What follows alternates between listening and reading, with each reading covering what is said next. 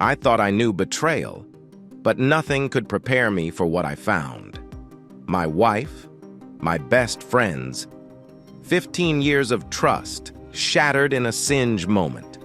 I walked on in a nightmare, a twisted reality where everything I loved was a lie. They thought I was blind, a fool, but they underestimated me. I've seen their true faces, and now it's time for payback. This isn't just about revenge, it's about reclaiming my life. Every decision, every move, I'm not the man they once knew. And when I'm done, they'll wish they never crossed me. As I drive through the neat lawns and respectable monuments, the first thought that comes to me is how much this cemetery looks like the golf course nearby. Sure, the golf course is 3 miles away, but maybe both places were designed by the same person. It feels strange to be back in the town where I grew up. It's been more than 8 years since I was last here. I always thought I would live and die here, but life had different plans for me. The reason for my visit is even stranger. I'm here for the funeral of a man I considered a brother for most of my life. When we were kids, there were 4 of us. We were called the Musketeers because we were always together. We supported each other like a family. If one of us was in trouble, the rest would stand by them. Now, of the 4 of us, I'm the only one who isn't injured or gone. It's hard to believe that we're all the same age, and none of us are over 40. I probably wouldn't have come back for this funeral if Jeff's mom hadn't reached out to me through some old friends and asked me to come and say a few words. I'm nervous about facing my old friends and the familiar faces from my past. I worry about how they will see me now. But my doubts fade away when I feel my wife's hand resting on mine on the gear shift. I glance over and see a warm smile on her face. Her joy is contagious, and I smile back. "It feels strange to come back after all this time, doesn't it?" I ask. She nods, still smiling. Before she can respond, our 5-year-old daughter's voice breaks through from the back seat. "This isn't home, Daddy. This is a different place. But it has nice grass. Can I play on the grass?" asks Amy. I park behind a line of cars and see that even though we arrived early, some people are already here. It's odd that there aren't more people showing up. After all, Jeff lived his whole life in this town. You'd think a lot of people would come to say goodbye. He started out as a doctor, so there should be many here to remember the good he did. I get out of the car and walk around to open the door for my wife, Amanda, and daughter, Amy. I feel a tingle at the back of my neck and notice that most of the people in the small crowd are staring at us. Amanda also grew up here. She just left the town for most of her life after her first 2 years of college. Ours is kind of like a second marriage for both of us. We each take one of Amy's hands and start walking toward the group of people. As I get closer, Reverend Brady begins to introduce me. It feels like everyone has been waiting for me to arrive. I walk up to the small stand set up for Jeff's funeral and begin to speak. I talk about how sad it is when we lose someone we love. I remind everyone to hold tight to the people who matter, because we never know when they might be gone. I also mention how important it is to live our lives fully since we can't predict how much time we really have. Then I step down to a nice round of applause, a few confused looks, and some surprised faces. 2 of the surprised faces belong to people I know well. One of them is Bert, the only other member of the Musketeers still alive besides me. He leans heavily on a cane, and one of his legs is injured. The arm holding the cane looks much bigger than his other arm. His left arm is weak, and it's clear he has difficulty breathing. I know this is because he broke several ribs, which makes it hard for him to breathe deeply. He looks at me, and I struggle to understand what he feels. The other person who looks shocked is a woman who seems older than she should be, even though we're the same age.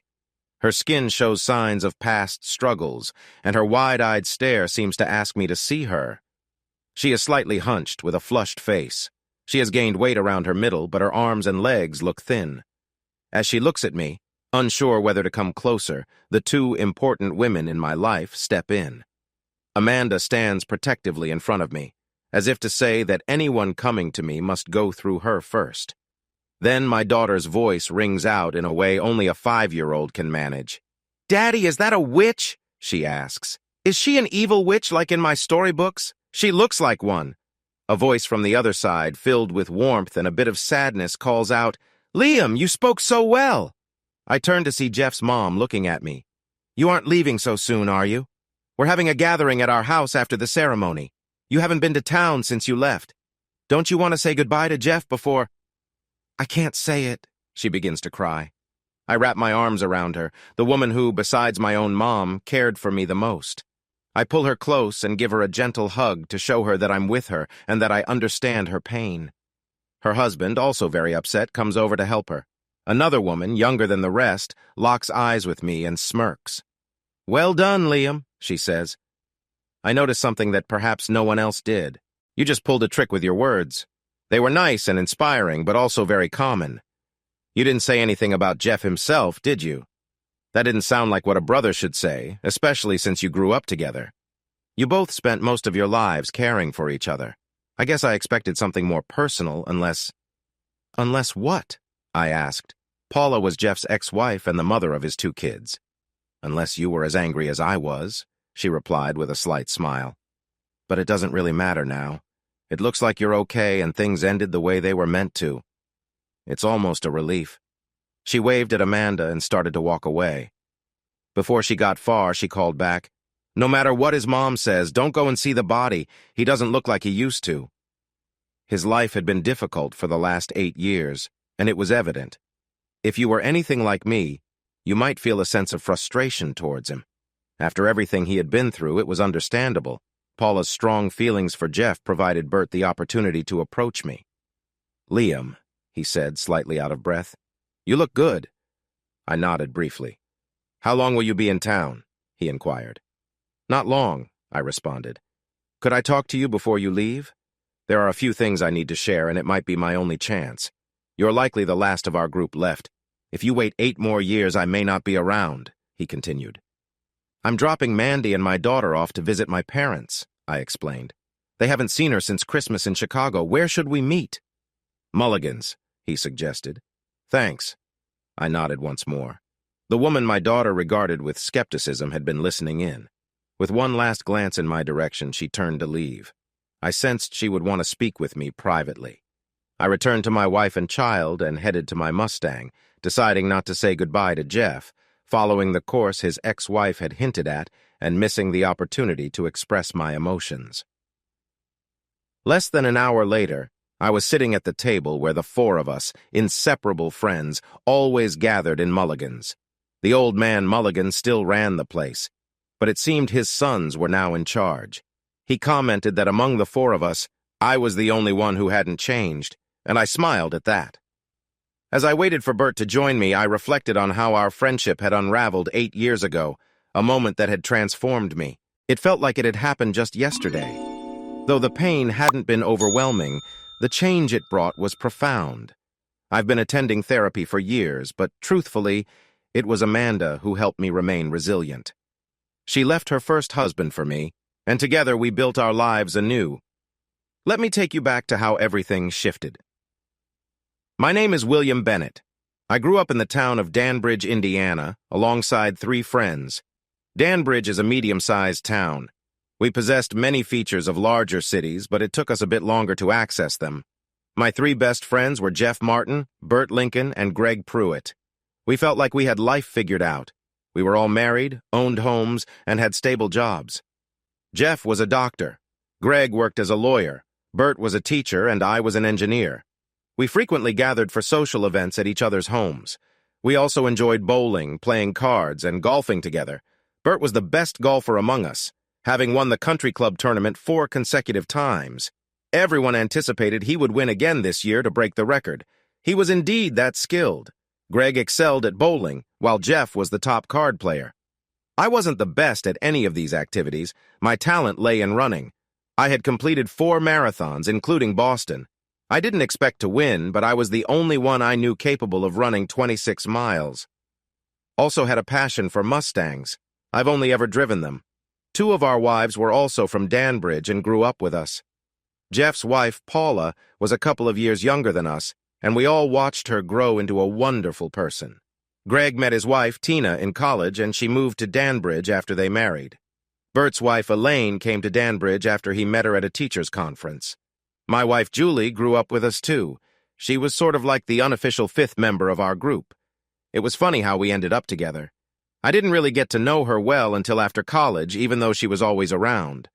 Once we graduated, she began spending more time with us and we became closer.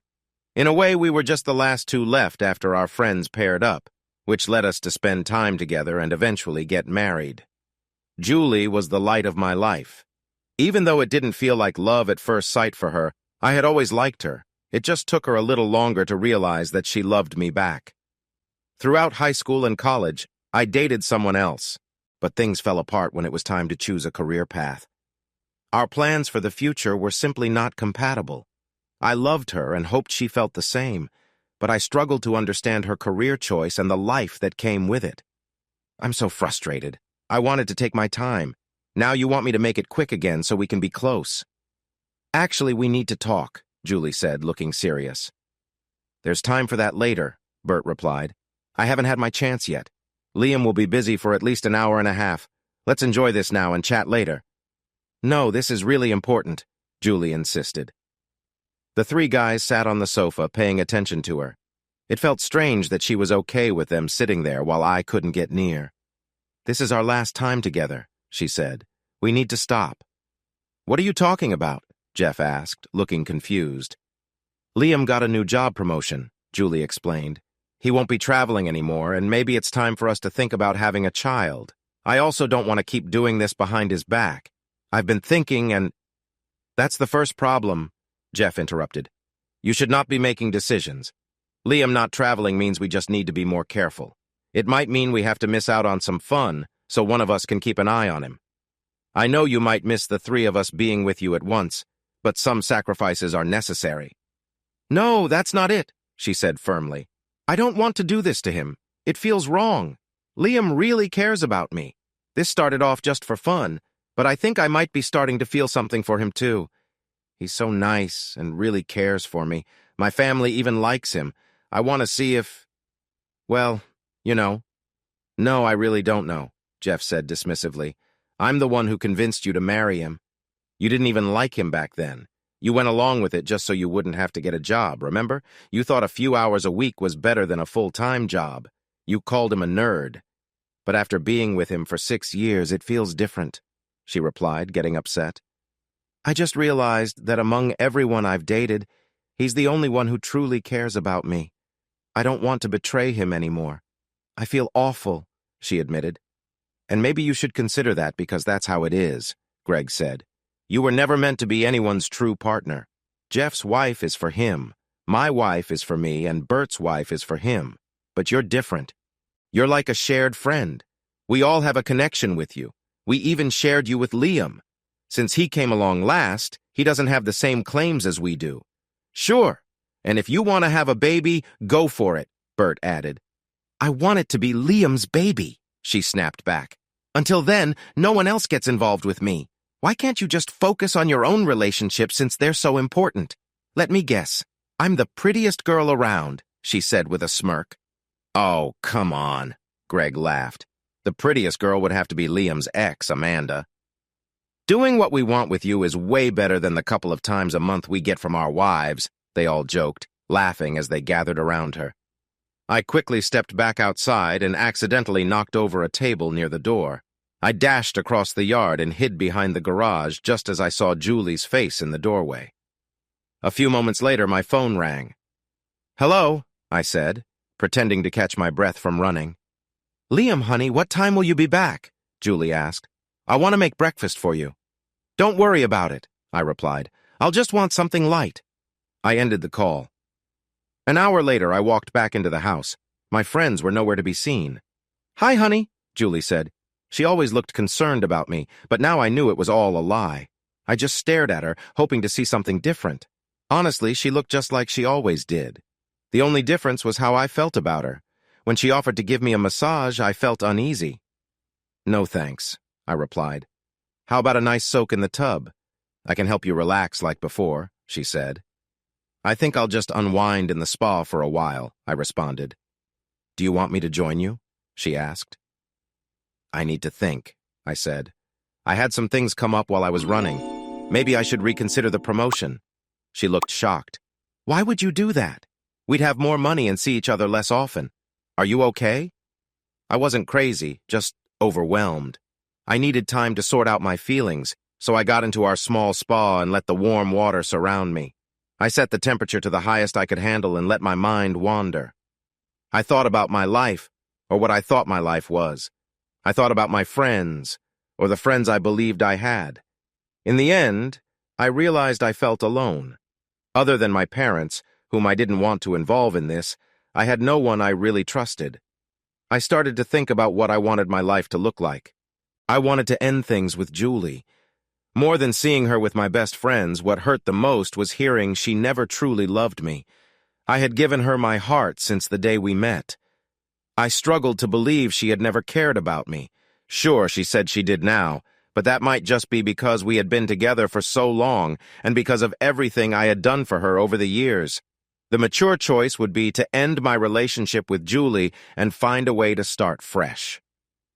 While I was in the spa, my phone rang again. I let it go to voicemail while I tried to figure out what I wanted for my future. Julie, I felt like I was living a nightmare. At 31 years old, my life was taking a turn I hadn't planned for. I was married to a great man, but everything felt wrong. 9 years earlier, when Liam and his friends finished college, I hardly knew him. Sure, he was nice-looking, maybe the best-looking of the four, but he had spent his last 2 years of college feeling down about his girlfriend choosing to become a nun. I spent time with the other 3 guys, but Liam and I didn't have much connection. Jeff, one of the friends, brought us together. I had known Jeff for some time, but once he met Paula, he didn't hang out with me much anymore. Jeff was starting medical school, while the others were getting jobs. Most of our friends were settling into their lives, and I felt lost about what I wanted to do. I felt like I would be the last one to figure things out. My mom even suggested I ask a friend of hers for a job at a new restaurant. I thought she was being ridiculous. Did she really picture me running around all day serving people? I had thought I would marry Jeff before he met Paula. I knew he was interested in certain things, as he often showed attention to me. Paula was stunning in her own way, and I was surprised by how she managed to carry herself. One thing I appreciated about Jeff was how open he was. He introduced me to his friends and didn't mind if I dated them as long as he was happy too. We had a good friendship, so I talked to him about my feelings. He suggested I give Liam a chance. Later, I learned that Jeff, Greg, and Bert had to encourage Liam to go out with me. Our first date involved dinner and a walk, and we talked a little. The guys hadn't shared much about me with Liam, and honestly, it felt pretty ordinary for a first date. For me, a first date usually involved a more intense connection right away. Some guys didn't call me back after that. Liam didn't reach out after our first date, and Jeff had to encourage me to try again. I soon discovered that Jeff had his reasons for wanting this. He wanted Liam to settle down like the other 3 friends had. They had always done everything together, and he didn't want Liam to be single while the others had partners. Jeff was also worried about Liam, who hadn't dated anyone in 2 years since breaking up with Amanda. Finally, Jeff shared a belief he had about friendships and connections. He felt that we all shared a bond.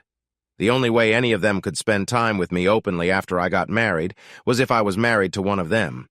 Then they could tell their wives they were visiting Liam. If the 8 of us were all together, no one would suspect anything. I knew this was not the right approach from the start, but it made my life easier. Being a wife felt much easier than working as a waitress. Greg even suggested that the best plan would be to stay with Liam for 5 or 6 years and then separate.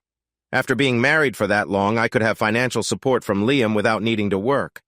I thought this was an interesting idea. I considered it even before calling Liam for our second date. I believed I could win him over, and later I'd take a step back from the close bond we shared. Then, when it was time for separation, he wouldn't be too upset if I distanced myself completely. But there was a challenge. Liam. He was the kindest man I had ever dated. We began as friends, and soon I could feel that he liked me. Before long, we were a couple. When we got married, I was pleasantly surprised. He listened to me, and we talked about everything. On our honeymoon, we grew closer, and it felt special. He was thoughtful and asked what made me happy. For the first time, it felt like we were sharing something meaningful together. I couldn't stop thinking about it. Even after we married, Liam often surprised me with small gifts and flowers. Before long, I realized I had feelings for him. I wouldn't call it love, but I enjoyed being with him. As time passed, I wanted to make him happy too. I hadn't stopped seeing the other friends after I married Liam, but I didn't feel guilty about it. I started to notice that I needed both, exciting times with my other friends and quiet moments with Liam. Each friend brought something I liked. Jeff was adventurous and fun. Greg was different but good in his own way, and Bert was very unique. When it came time to consider separation 4 years ago, Greg asked if I wanted to start the paperwork. I thought it would be better to wait until I could catch Liam doing something wrong. Deep down, I knew he wouldn't, but I couldn't tell anyone that I wanted to stay married to Liam. Over the last few years, things had actually improved. In the past 6 months, I decided that I wanted to stay married to Liam for the rest of my life. I'd recently decided that I wanted to have a baby, and I wanted it to be with him. I was ready to focus on being a good wife. I planned to tell Liam's friends goodbye and share the news, but things didn't go as I thought they would. When Liam walked in, I noticed something was off. At first, I thought he might have hurt himself while running. But then he talked about turning down a promotion at work, and I knew something was wrong. I had another idea to share with the guys. Maybe we could take a break for a few weeks. I could stop taking my birth control and let Liam and I consider starting a family. After that, I could offer more exciting experiences. I knew Jeff was also thinking about this. It seemed like him to want to be part of making that happen with me while Liam would raise the child. Liam, it all came down to one thing. The people I cared about had taken my life from me. Julie, Jeff, Bert, and Greg needed to face the consequences. I decided I wouldn't stay quiet anymore. At 33, I felt like half my life was already gone. People say the average life is about 70 years, so I had wasted a lot of time on those who didn't matter. I knew each of them had to answer for what they did. It took me a few days to think about how to handle it. First, I set up a recorder on my home phone to gather information about what they were up to, especially since Julie was always home and didn't have a cell phone. About a week had gone by since I discovered their betrayal, and I was not just sitting back. I talked to a couple of lawyers who warned me that getting a divorce from Julie might mean losing half of my belongings. I didn't think she deserved that, so I planned to deal with her differently, even if it meant staying married for now. I decided to confront Bert first, as I thought it would be the easiest approach. I hadn't actually seen him with Julie, and he hadn't said much against me, so I thought he would be less defensive. I started asking around town in some not-so-great places about how to find someone who could help me with this. I finally got pointed to some bars in the next town. At one of the bars, the bartender connected me with a guy who said it would take $500 plus $1,000 for the person helping to get what I wanted. I began spending time in that bar. I got to know the bartender, and I mentioned that I was looking for a job. We didn't share names, but after about a week, he trusted me enough to say that he would let me know if something opened up. A few days later, I asked another friend to reach out to the bartender to assist with something he needed done. I know it sounds a bit tricky, but it was important. In a strange way, I ended up paying the bartender, who thought someone else was paying him, to help me deal with Bert myself. This way, if anyone looked into it later, it would be hard to connect me to what happened. I shared details about Bert with my friend. He passed it on to the bartender and gave him some money. But the bartender didn't give me what I expected. He only handed over $750. A few nights later, I saw Bert leaving a bar he often visited. Bert wasn't intoxicated, so he had a fair chance. I wore a ski mask, and it was dark. The encounter felt balanced. As he walked to his car, I approached him suddenly. He looked surprised for a moment.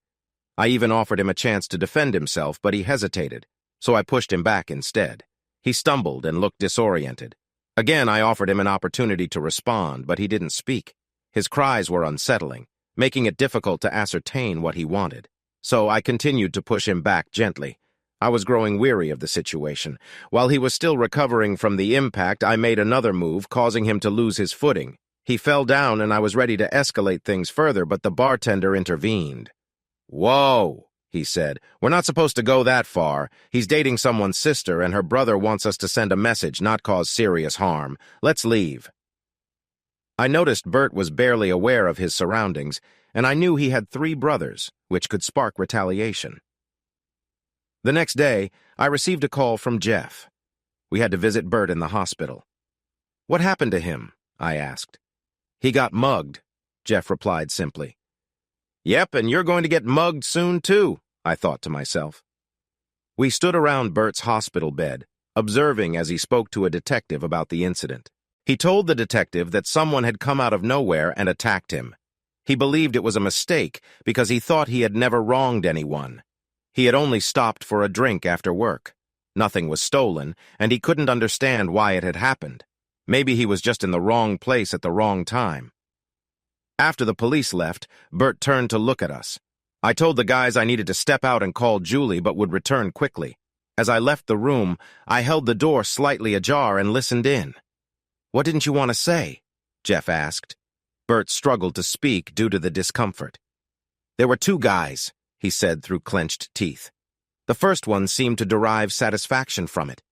He kept offering me a chance to fight back, but I was in too much pain to respond. I just wanted it to stop. After the first impact, I could hardly breathe. I almost lost consciousness, but I remained awake when the second person intervened. I didn't see him, but if he hadn't pulled the first person away, I don't think I would have made it. I overheard him mention that someone I'm connected to hired them to teach me a lesson. Both Greg and Jeff looked startled. You're involved with at least 2 women aside from your wife, said Jeff. Which one do you think it is? I think it's the new secretary, replied Bert. I met her brother once, and he didn't seem to approve of me. I didn't tell the police because if I did, my wife would find out and I'd be in big trouble. That was my cue to walk back in. Jeff and Greg noticed me and just nodded. Do you know anything about the guy who attacked you? I asked. Bert shook his head. We can't let this slide, I said. We're the Musketeers. We stand together. You mean one for all and all for one, Jeff corrected me. You know what I meant, I replied. We need to find out who did this and ensure they face the consequences. People need to understand that harming any of us will have serious repercussions. Calm down, Greg said. We don't even know who did this or why. Like Bert said, it could all be a mistake. I don't care, I said firmly. Someone has to answer for this. It feels personal, and I want them to understand the impact of their actions. They all looked at me with surprise. I'll see you guys tomorrow on the golf course. Oh no, this is even worse, I said. What do you mean? Asked Jeff. Well, I explained, with all his injuries, Bert won't be able to break his record for most wins in the golf tournament. I noticed a single tear run down Bert's cheek. It seemed he had forgotten about his chance at making a mark. Secretly, I was glad. While Greg and Jeff stayed at the hospital with Bert, I decided to visit Jeff's clinic. I had a key because when he went on vacation, I collected his mail and helped with deliveries. Jeff didn't want his nurse or office assistant to do it because they would have charged him, and he was very careful with money. I walked into the small back room where Jeff kept all the original medical forms and other patient records. The room was cool and practical, and even with all the paper around, it seemed safe. I had a few containers with flammable liquid with me. I poured them into containers that looked like rubbing alcohol and put them in one corner. I also wiped down the walls and floor with the liquid. The room was pretty sealed up, and Jeff's staff only came in once a month to add new files. I figured I had 2 to 3 weeks before anyone would come back. I returned to my car to get an old iron with a broken plug. I also grabbed a printer with its power cable frayed. I plugged them both into a power strip and set that strip to a timer. Jeff's office was closed on Sundays, so no one would be there tomorrow. I made a line from the power strip to the containers I filled with liquid and smiled. The timer would go off tomorrow morning while the 3 of us were out playing golf. This was just the start of Jeff's troubles. I smiled at the thought. I knew the police would see it as a serious incident. Once I got back into my car, I took out a voice changer and connected it to a phone I bought at the gas station earlier. I called Jeff's office with a loud voice. "What kind of doctor are you?" I yelled. The voice changer made my voice sound deeper and strange. "I sent someone to do what you wanted, but I haven't seen the payment. You're the least expensive doctor I know. If I don't receive my payment by tomorrow, I might pay you a visit at your house." I removed the battery from the phone and tossed it into a sewer. Then I drove around and disposed of the voice changer in a fire where a few people were gathered. I offered them some money and observed the device melt away until it was almost unrecognizable. After that, I drove home. "Where were you?" Julie asked, reaching for my arm. I gently pulled away. "I stopped by the hospital to see Bert," I replied. She looked at me and smiled, though she tried to hide it.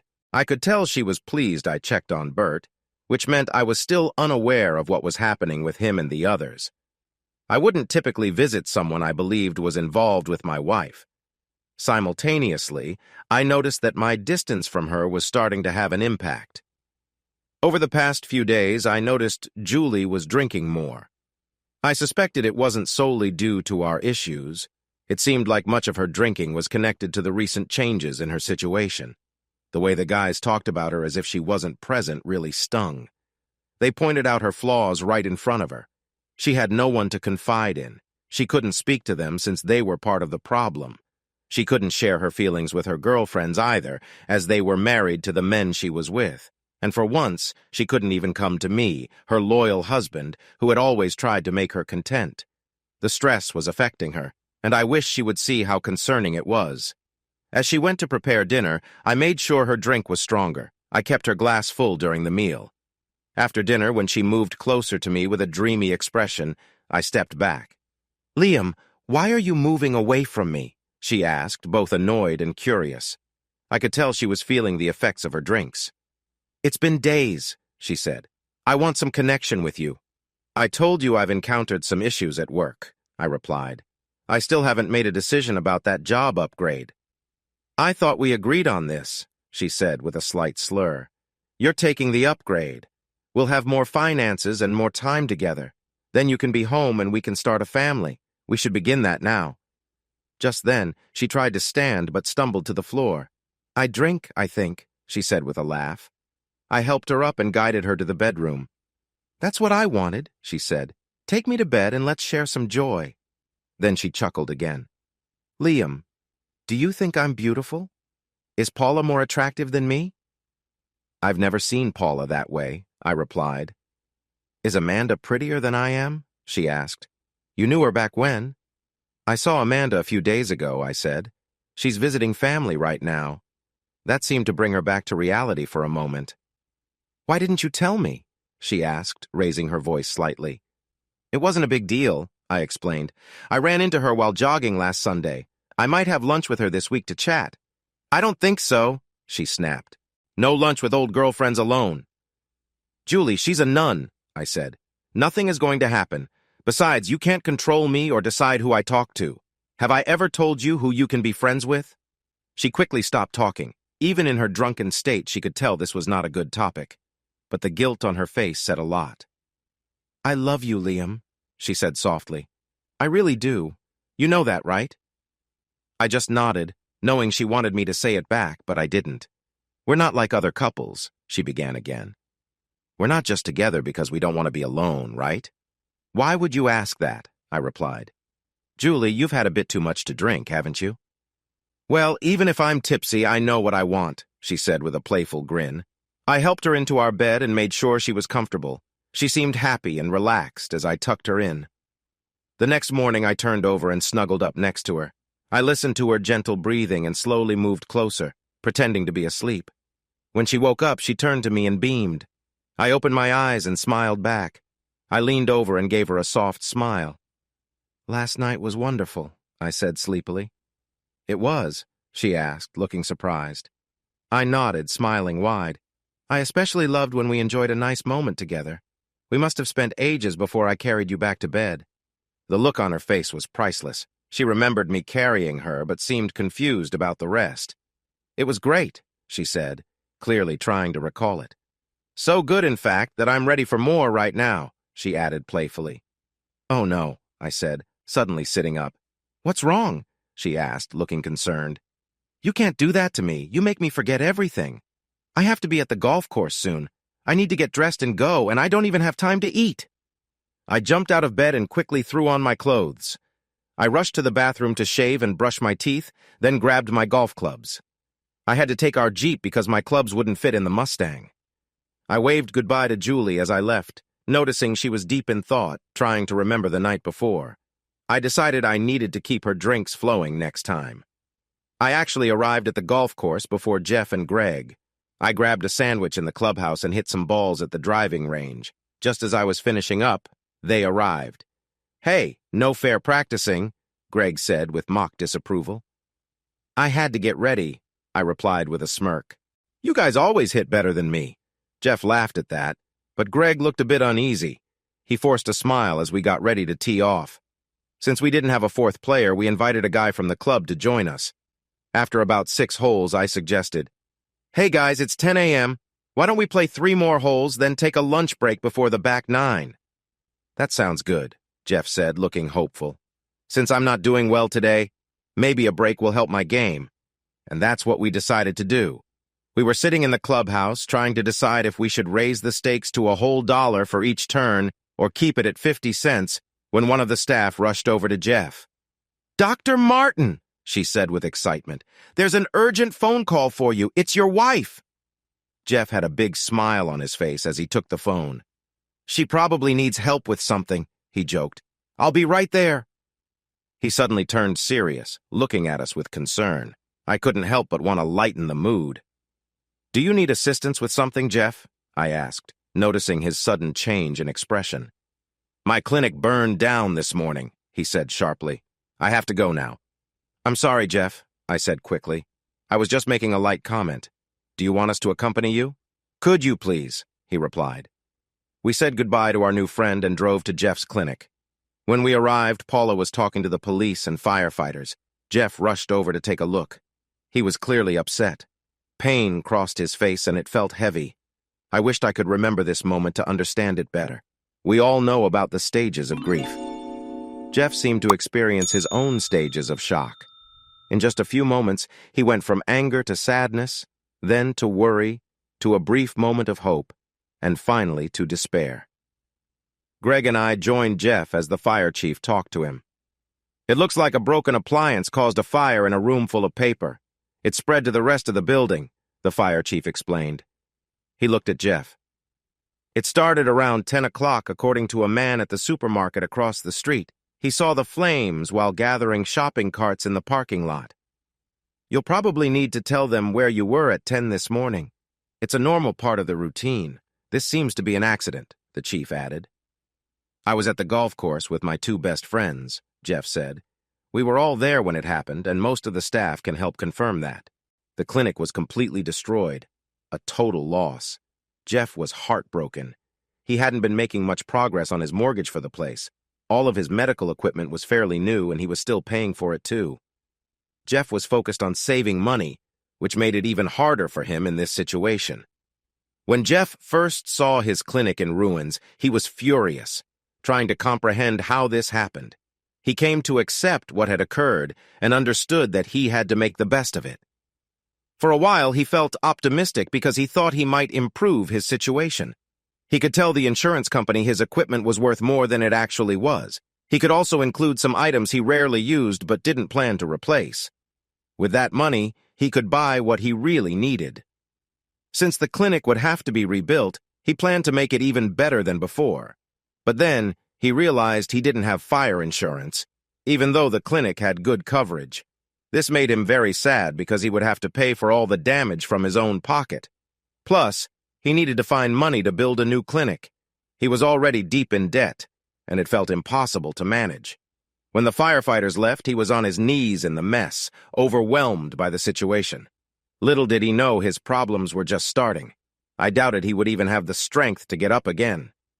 Greg shook his head when he saw me. I gave a small smile and noticed he seemed a bit uneasy. "I guess he lost it," he said.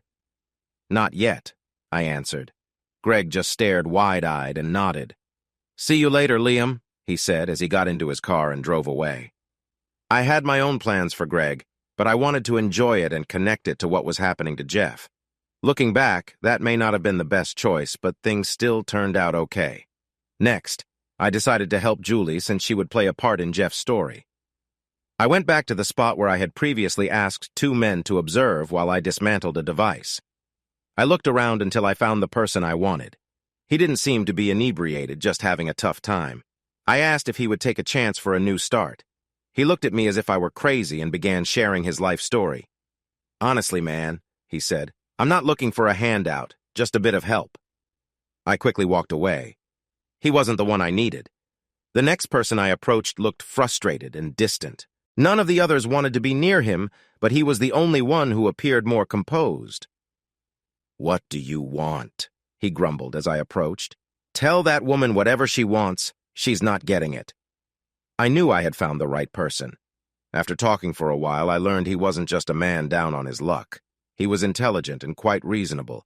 He had been let down by the law and family matters so much that he decided he'd rather stop working and live a simpler life than continue his struggles. "How would you like a chance to pay back a woman who has wronged you?" I asked him. "My name is Melvin, and I'm here to help," he said with a smile. I made a good deal with Melvin. I promised to pay him a portion after his first job, and the rest he would get from the insurance company and the lawyers. When I got home to Julie, I asked, "Did you hear about Jeff's clinic?" "What about it?" she replied, already noticeably tipsy. She was struggling to maintain her balance. "Why are you bringing up Jeff? I don't have anything to do with him. Do you think I care about Jeff?" "Julie, Jeff's clinic caught fire this morning," I said. "Ha ha! That jerk deserved it," she laughed. Then she noticed my serious expression. "Oh, sorry, I forgot he's your friend." "Liam, why don't you love me anymore?" she asked. "I have 2 ideas." She lifted her drink and took a big gulp. Then she stumbled to our liquor cabinet and tried to open a bottle but couldn't. I took the bottle and opened it for her, then quietly added something to her glass that would help her relax. "What are your ideas, honey?"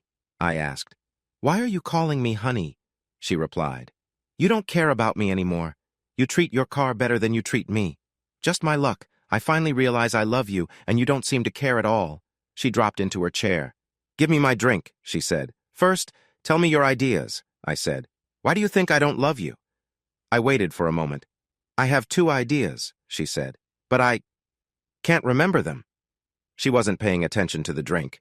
I handed her the glass. "Oh, right," she said. "I think you and that nun are together. I heard from some folks who saw you two." "Julie, I told you that Amanda and I were just having lunch, remember?" I reminded her. "Oh, yeah," she replied. "And I told you that I didn't like her. I'm glad you listened to me." "What's your other idea?" I asked. "Liam, I love you," she said, her words slightly slurred. "But I've done something wrong. I think you might know, and that it makes you not like me anymore." "What did you do, Julie?" I asked, looking at her closely. The influence of the drink was clear as her eyes started to droop. "You don't know?" she asked. "I'm not foolish, Liam. I'm not going to tell you if you don't already know." I could see a change in her demeanor.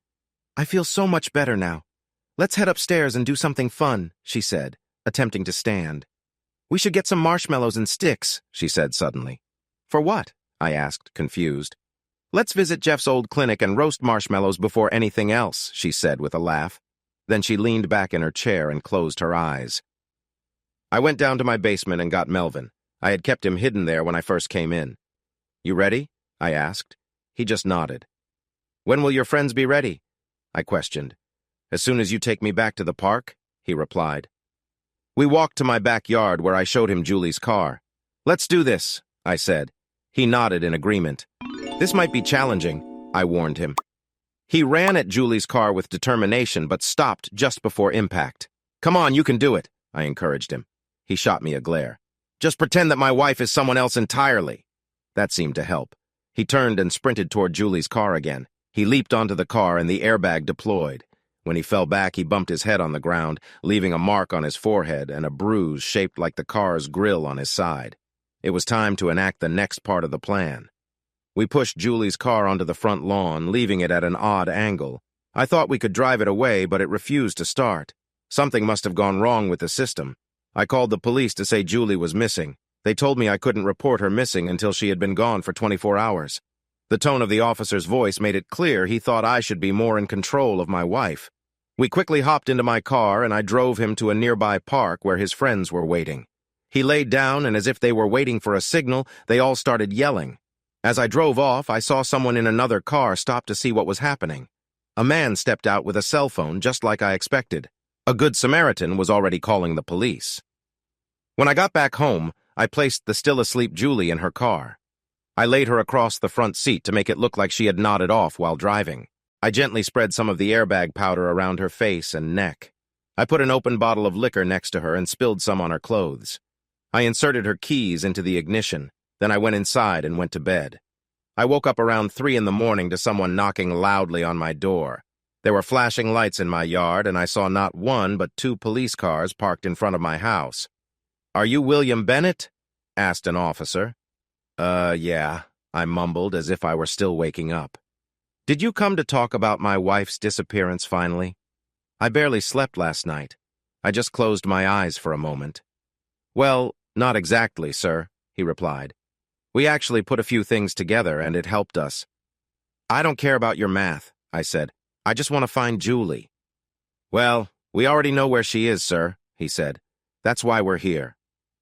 "Where is she?" I asked. "Is she all right?" "Maybe you'd better see for yourself," he said. There were at least 4 officers around the car. Julie was still asleep, and some of the officers were chuckling about her loud snores. As I walked up, the laughter stopped. "Did you guys bring her home?" I asked. "Why is she on my lawn?" The officers exchanged glances. Their faces seemed to ask who would tell me what had happened. "Sir, we didn't park her here. Your wife missed the driveway and ended up on the lawn. She also seems to be under the influence," one officer said. I hung my head, feeling a wave of shame wash over me. "She's been drinking a lot lately," I said softly. In my mind, I imagined the applause as I accepted my imaginary award for Best Actor. "Please, get her out of there and take her inside." "There's a problem with that," the same officer replied.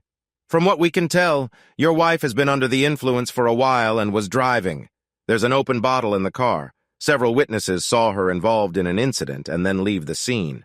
One witness reported that she seemed unaware of what had happened before driving off. We'll need to take her into custody. You might want to get a lawyer." "I'll get 2 lawyers," I shouted. "One to help her and another one to hold the police accountable. By the time this is over, I'll make significant changes in the department." "Sir, please calm down," he said. "Why would you hold the police department accountable? We've been professional since we arrived." "Yes, you have," I said. "But if you had found her when I first reported her missing, none of this would have happened. I'm going to tell the other party the same thing. Maybe we can address this together." "Where are you taking her?" I asked, concerned. "To the 3rd precinct," he replied with a smile. I thought he believed I was not making sense. "They have facilities for assessment and a holding area." I watched as they started to help Julie out of the car. "Leave me alone, Liam," she mumbled, her words still slurred. "We'll talk later. We'll have much to discuss." "Poor guy," I heard one of the officers say. A few hours later, I got a call. "Liam, it's me," said Julie. She sounded distressed. "I'm in trouble, honey. You have to come get me." "Where are you?" I asked. "I'm in jail," she said. They say I did something really serious, Liam." "I'll be right there," I said. I called her parents and explained the situation without going into too much detail, just asking them to meet me there. I took a box from the trunk of my car and left it on our doorstep for when we returned. I arrived just as Julie's parents did. We all went inside together. I learned that Julie's bail was 10% of $200,000. The judge who handled her case was strict. Julie's trial was set for 2 weeks from that day, and if we didn't bail her out, she would have to stay in jail the whole time. Her mom and dad looked at me. I just shrugged. "She's been drinking a lot lately," I said. "I don't know why. We haven't been arguing or anything like that. Maybe she's just feeling restless." "Do you have the money?" her dad asked. I nodded. "It'll take away about half of our savings, but we'll manage," I said. "I need to help her find a better path, though." "I can't believe she hurt someone and left the scene," he said. "It's not just her, it's the alcohol," said her mom. "Get over it, Martha," said my father-in-law. "It wasn't just the alcohol involved, it was Julie. She had always been a bit impulsive before she met Liam. Maybe those tendencies are resurfacing." "Julie was impulsive?" I said, surprised to hear this. "We'll see you later, Liam," said my father-in-law, taking his wife by the arm and leading her out of the police station. "We'll come by to check on you two later. If you need anything, let us know." That told me all I needed to know. Her parents were aware of Julie's challenges in the past. They didn't want to discuss it. They hoped she had moved on. On the way home, I acted really upset so Julie wouldn't feel at ease talking. She tried to start a few conversations. Liam, I'm so sorry, she said. I don't remember anything. I think they call that a blackout, I said. You drink too much and your brain just stops for a while. She looked at me concerned. I'll make it up to you, she promised. Julie, we need to be careful. We just spent half our savings to get you out of jail. A big part of what's left will likely go to your lawyer. I'll have to work really hard to earn a bonus just to keep some money in the bank. She stared down, not saying anything. They've taken your car and your license is suspended, so you'll need to stay home for a while, I said. Look, honey, I really have to get to work today. I can't take too many days off, and I'll need to miss a few for your trial. Will that be okay with you? Yes, I'll be fine, she said. I just need a shower and to sleep in my own bed. When we got to her house, she picked up a package that was addressed to her.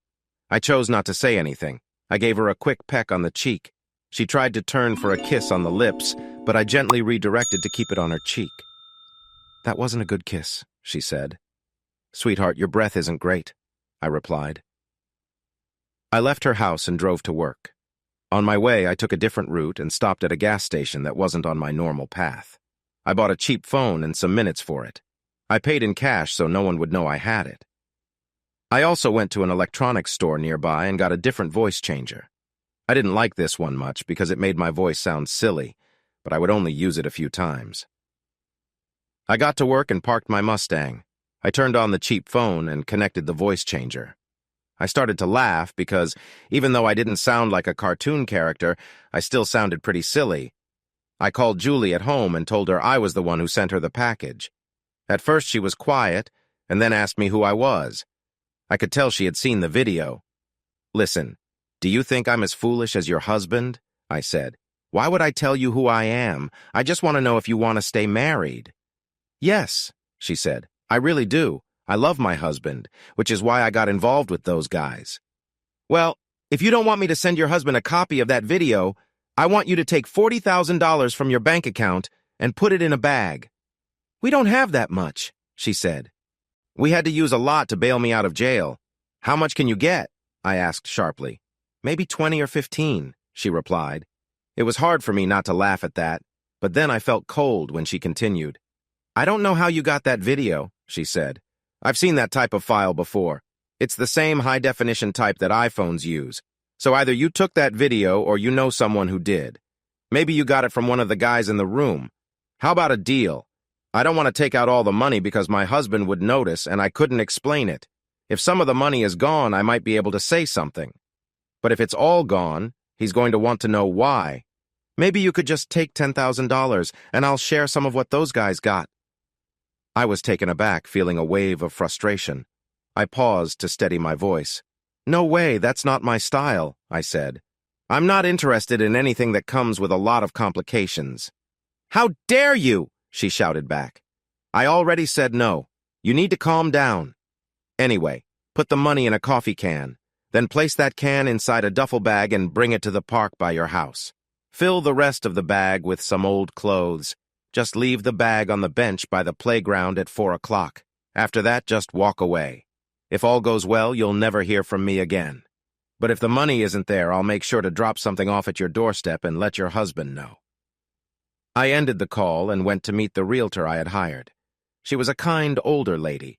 She had seen the house from the outside, but hadn't been inside yet. She asked why I wanted to sell, so I told her the truth. I mentioned that I needed a change due to personal reasons and it was better to move on. I showed her my house appraisal from last year, and she said she could probably get me even more. I instructed her to start looking and that I'd consider any offer within 20% of that value, but I wanted to move quickly. Even if it meant a short sale, I needed out fast. At 3:15, I got a message on my phone that a large withdrawal had occurred. I smiled at that. I called a number on my burner phone and a deep voice answered. I had called the homeless shelter a few times, and it seemed like everyone there was always upset. I asked for Melvin. He picked up, sounding tired. Melvin, no need to act, I said. It's me. I need one of your guys to pick something up. At 3:50, I met Steve across the park where Julie would be. I gave him half of a $50 bill as a sign of good faith. I reminded him that he'd receive more once everything was sorted. He walked slowly across the park and got there just as Julie arrived. She placed the duffel bag on the bench and started to walk away. Steve picked it up, watching her leave, and then brought the bag to me. "I almost just took the bag and ran," he said. I took off the wooden pieces from the first and third steps at the top of the stairs. I put a few empty liquor bottles in the kitchen and living room, then went upstairs, careful to step around the missing pieces. I entered our bedroom and made sure everything was in place. I figured that when she woke up, she would think we had been close. The next morning, I got ready for work. I gently nudged Julie awake. I put away a toy and then went downstairs, skipping a few steps to avoid trouble. I left the house quickly and closed the door behind me, leaving my briefcase on the coffee table. When Julie heard the door close, it got her out of bed. She came out of our room and accidentally stumbled down the stairs. It was a tough fall, but I felt a sense of detachment about it. Maybe it was wrong, but I couldn't help but feel a bit of humor at the thought of her tumbling down the steps. I wanted her and the others, Jeff, Greg, and Bert, to feel the hurt I had when I realized they had betrayed me. They had treated me poorly for years. My whole time with Julie had felt like a deception. She had married me for my support, not out of love. "Well, Julie, every meal has a cost, and now you'll need to face it." After a few minutes, I went back into the house to look for my briefcase. I found Julie at the bottom of the stairs, groaning, and I reacted quickly. "Honey, why are you on the floor?" I asked, and then I called for help. "I fell, Liam," she said. "I don't know why. I go up and down those steps all the time." Julie had a bruise on her head and was in pain in her ankle and shoulder. Her wrists were swelling from trying to catch herself. "Liam, please help me upstairs so I can get dressed," she pleaded. "No, honey," I replied. "It's safer to leave you where you are. I'll get you a blanket and some clothes for the hospital." I quickly went back upstairs. Julie couldn't see the top of the steps from where she lay. I gathered the items she needed and brought them down. I covered her with the blanket and pretended to check the stairs for any issues. While inspecting the first and third steps, I made a mental note to fix them later. A few moments later, the ambulance showed up.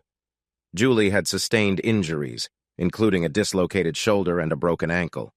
Both of her wrists were badly sprained. The bump on her head didn't appear too severe. The emergency workers took me aside and expressed concern about her condition. "It's fortunate you returned to get your briefcase," one said. "None of her injuries are life-threatening, but you need to help her manage her drinking," said the lead worker. They took her to the same hospital she had been in the day before. The nurses noticed her condition and decided to run another test. "Why are you doing that?" I asked. "Yesterday's test showed something unusual," one of the nurses said. "Your wife has something in her system that can induce drowsiness, but there's no record of any doctor administering it. The police will want to speak with her about this. It seems she may have a problem with both drinking and substances." When I walked into the room, I saw her parents there. Her dad looked upset but was trying to keep calm. He pulled me aside again. "Look, Liam, this is getting worse," he said. "Every day I have to leave work to deal with this. I'm not like you. I do hands-on work. So when I'm here, I'm not earning money. We might need to find her a place to get help. Did you hear what she's saying now?" I shook my head. He looked at me and said, "She says the stairs disappeared and then came back." My eyes widened. "That's why they do sobriety tests. Have you noticed how many people can't walk straight when they've been drinking? They think something strange is happening." "It's going to be okay," I said. "We'll get through this together." "She's lucky to have you," he said. I just smiled at him. I went over to her bed. "I'm so sorry," she said. "I don't know why this is happening to me. Things were going so well since I met you, and now everything feels wrong." We stayed with her for a while. Then the police came in. We all had to leave while they asked her questions. I checked my watch a couple of times, and my father-in-law caught on. "If you need to get back to work or somewhere else, her mom and I will stay here for a bit," he said. "I'll call you if anything happens. They've already treated her injuries, so once the police are finished, we can take her home." "Thanks, Dad," I said. I drove to work and returned some missed calls. Last on my list was the one from Amanda. I called my lawyer first and found out the divorce papers were ready to be delivered. Everything was lining up just as I wanted. The real estate agent was sure the house would sell by the end of the week. She had scheduled showings for that morning. Both of them had looked at the outside of the place 2 days ago. They just wanted to see how the inside looked before deciding to make an offer. After that, I called Amanda. I waited for her to pick up. "Hello," a soft, welcoming voice said. "Forgive me, for I have sinned," I joked. "Very funny, Liam, but I'm not a mother superior, just a nun," Amanda replied. "Forgive me, sister, for I have sinned," I laughed back. "Liam, I need to tell you something before I lose my nerve," she said. "Are we still on for lunch today? I leave tomorrow." "Of course. I didn't know you were leaving so soon," I replied. "That's why I waited so long for lunch with you," she said. "I'll see you later." I looked through the papers on my desk to decide what to work on. My boss walked in and saw me sorting through them. "Liam, you'll miss this little office after your promotion, won't you?" he asked. "Not really, sir," I said. "An office is just a place to work. I can work anywhere." He said. "That's an interesting thought. Liam, there's something else I need to discuss. It could mean a lot of changes, but since you don't have kids, maybe you and Julie would think about it. Our office in Chicago needs some management help. They really could use someone like you. You don't have to take it, but we'd love to see you move up. You have a great work ethic, which inspires others around you. If you consider it, we can offer a good relocation bonus and a raise." He smiled and left my office. I felt even happier than before. It was as if a huge weight had been lifted from my shoulders. A new start in a new city sounded just right. As soon as I could file the divorce papers and finish my plans, I would be on my way. It felt like a sign, a chance to begin fresh without the past holding me back. I loved our town, but everyone knew everyone else's business.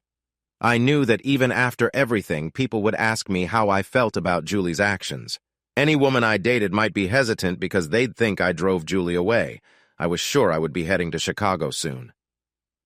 My daydreaming was interrupted by the ringing of my phone. I picked it up and realized it was my cell, not the office phone. I saw my father-in-law's number on the screen. "Liam, you might want to come back. The authorities are threatening to take further action regarding Julie," he said. "I'm on my way," I replied. I drove through the streets until I reached the freeway and pressed down on the gas. In just a few seconds, I was driving almost 100 miles per hour, zooming past other cars like they were parked.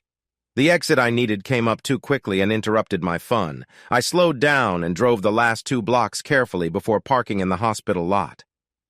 When I got to Julie's room, there was a lot of commotion. Everyone turned to look at me as I walked in. "Mr. Bennett, maybe you can talk some sense into your wife," said the detective from her original case. "We found out it's not just alcohol in her system. She has some illegal substances as well. She needs to tell us where she got them, or we will have to pursue charges related to that and the incident. She could face serious consequences." "Officer," I started. "Detective," he corrected. "Whatever," I said, trying to stay calm. "If you were so good at your job, why didn't you find her when I first reported her missing? None of this would have happened. My wife is in deep trouble while we're arguing about what to call your job." He stepped back a little. He could tell I was upset, but I was just acting. My in-laws were impressed by my defense of their daughter. The police knew I was serious. I was getting ready for my next move. To me, a detective is someone who looks for patterns and solves crimes. Good detectives can even stop problems before they happen. A detective shouldn't just sit around waiting for a situation to arise and then pressure individuals into admitting to things they didn't do. Honestly, you wouldn't even find your own foot in your shoe. "Calm down, Mr. Bennett," he said, his voice rising. "I'm trying to do what you want. I don't want to charge your wife. She clearly needs help. She's dealing with some serious effects from a mix of substances. I just want to find out where she got the pills so I can keep them off the streets. Can you understand that? Your wife isn't a dealer, but if she won't tell me where she got the pills, I have to treat her as if she is protecting someone." "So if you find out where she got the pills, you won't charge her?" I asked. He nodded. "That isn't good enough," I said. "I want your word in writing with all these witnesses that if you find out where she got the pills, you won't charge her." "You have my word in front of the witnesses," he replied, annoyed. "Then leave my wife alone," I said. "I know where she got the pills." He looked at me in surprise. "You know who gave them to her?" he asked. "What kind of detective are you?" I snapped. "Here, look at this." I took out my iPhone and showed him the video I had recorded. I skipped over the part of the video that showed something personal and played the part where Jeff gave Julie the sleeping pills and told her to use them on me so they could be together. When the video stopped, the room was silent. You could have heard the smallest noise, it was so quiet. Everyone was staring at me with shock, concern, and sympathy in their eyes. I could see that the police thought I was losing it. They saw me as a foolish husband who loved his wife too much, even though many of my friends were being unfaithful to me. Julie spoke up first. "Liam, it's not what it seems," she said, her voice shaky. "I do love you, I promise. Maybe I was confused at first, but—" "Julie, how could you do this?" her mother asked. "I can't believe I raised such a careless daughter," her father said. "Come on, honey, let's go. I'm not staying for any more of this." "Mr. Bennett," the detective said softly, "I need your phone. I also need your help to identify the people in the video, especially the man who gave your wife the pills." "That's Dr. Jeffrey Martin, my so-called best friend," I replied, handing him my phone. He nodded, while Julie kept crying in the background. I looked around and saw the room was almost empty. It seemed like everyone wanted to leave. The nurses were gone, Julie's parents had left, and the other detectives were either laughing at me or just wanted to be anywhere else. "Mrs. Bennett, there will be a police officer outside your room for a few hours. You are still on bail for your other issues, so even if you're released, please don't leave town. I'm sorry for you, Mr. Bennett," he said. He genuinely seemed to feel bad for me. Once he left, it was just Julie and me in the room. She looked at me with tears. "I'm sorry, Liam," she said. "How long have you known about this?" "Not long," I said, trying to hide the truth. "Some voice on the phone that sounded strange charged me a lot for that video." "That jerk," she exclaimed. "I paid him not to show it to you." "Now I understand why we have no money left," I said. "Julie, with all the money spent on your legal troubles, our balance is nearly gone. We only have about $12 left. I might have to borrow money on our house to pay for your lawyer. You've put us in a tough spot." "Liam, we're still young. We can save up again. I promise I won't make these mistakes anymore," she said earnestly. "I swear I'll turn things around." "Julie, there's something you said that's not quite right," I said softly. "No, I didn't," she replied. "I told you when I came out yesterday that I wouldn't get into trouble again. But it's hard to just stop all at once. I'm serious this time, Liam." "I wasn't talking about that," I replied. "I meant everything else. I stood by you when I thought you just had a problem. But I can't stay married to someone who doesn't respect our relationship. I'm filing for divorce." "No, Liam," she yelled. "You can't do that." I could see her distress increasing on the monitor. A nurse peeked in to assess the situation. "Watch me," I responded firmly. "Liam, please let me explain," she pleaded. "What explanation have you ever given me?" I shot back. "Did you come to me before we got married and say, 'Liam, I don't really love you and I'm involved with others'? Did you say, 'Liam, I want to marry you so you can take care of me while I do nothing'?" I didn't recall that conversation. She started to cry, but I wasn't moved. My hurt overshadowed her tears. "Did you ever say, 'Liam, I've been unfaithful and have no plans to change, so if you want to marry me, you'll have to accept it'?" "It's not like that," she sobbed. "I'm only asking because if you did say any of that, I don't remember it," I replied coldly. I turned to leave, not looking back. I had to suppress a laugh as I walked out. In my mind, I marked another point against her. I wanted to forget all of this and focus on my lunch with Amanda. After that, I would handle my issues with Greg and put all of this behind me before moving to Chicago. I arrived at Texas Roadhouse just before Amanda. I had barely sat down when she walked in. Amanda didn't have the same figure as Jeff's wife, Paula, but there was something about her. She didn't seek attention, yet she was lovely. Even in the plain clothes allowed by the nuns, many men in the room noticed her. When she saw me and smiled, it felt special. Her smile seemed just for me, making others look envious. She sat down across from me and looked deeply into my eyes. Our waiter approached right away, carrying food for another table. He had ignored me since I got there, but as soon as Amanda arrived, he rushed over. I reminded myself to take a little money off his tip, even if I might have done the same thing if I were in his position. After he took our orders, Amanda was back, looking into my eyes. "Okay, tell me what's on your mind," I asked. "What do you mean?" she replied. "Can't I just be happy to see an old friend?" "Mandy, even when I saw you at the park and every time we've talked on the phone since, I felt like there was something you wanted to say," I explained. "Liam, You always knew how I felt, she smiled. No, Mandy, I didn't, I smiled back. Yes, you did, she insisted. You always knew when I was happy or sad, and you always knew how to help. Most of my friends say men are as thick as bricks. Your wife is really lucky. Mandy, if I were as good at understanding as you say I am, I would have realized that the girl I loved was going to leave me for the church. I would have known that I'd fall more in love with you and then have my heart broken when you left for the convent, I said, feeling a wave of frustration. Suddenly, I saw concern on her face. One moment, she was smiling, and the next, she understood what I had been through. She raised a delicate hand to her mouth. Oh, Liam, I never knew, she said softly. Before I met you, I struggled between two paths. One was to serve the Lord like my aunt, and the other was to be a teacher working with small children. I had many questions about love and relationships, but they didn't fit into my plans. I planned to go to college for 2 years, get my degree, and finish my studies in the seminary. But I still had those questions about love and wanting to experience it before dedicating myself to the Lord. My aunt told me not to worry, just to be careful and enjoy myself. She said I was a pretty young woman and it wouldn't be hard to find someone. She also warned me that most guys just wanted fun with no commitment. The problem, Liam, was me. I'm not the type to just chase after someone I didn't care about. I've always liked you, and we were really close. Many people thought we were a couple. Liam, I had strong feelings for you, and I thought you would be the perfect person to share that special moment with. She saw the shock on my face. Maybe it was because of everything I had experienced over the past few weeks, but I felt more frustration towards my dream girl than I ever thought I could. I sank back into my chair and waited for clarity to settle in. So? I said once I calmed down. I thought we were in love, but I realize now maybe I was just one of your casual flings. Amanda, No, Liam, she replied. Amanda, I was heartbroken, I explained. After what happened, I was really sad for almost 2 years. I didn't date anyone or even go out. I barely finished school. My grades dropped too. I wanted something real, Amanda.